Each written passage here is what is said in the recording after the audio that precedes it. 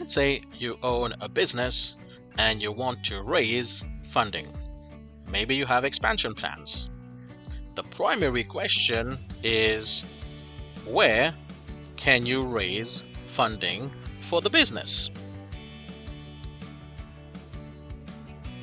One option is to consider the financial market. Now, the financial market is subdivided between the capital market and the money market. For the purpose of this video, we will focus on the capital market. When it comes to the capital market, the options are, well, the stock market or share market or the corporate bond market.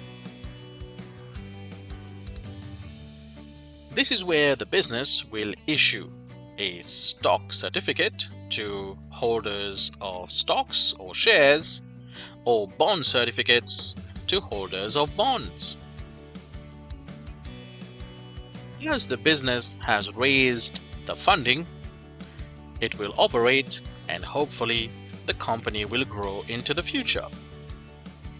It will pay dividend to stockholders and interest to bondholders.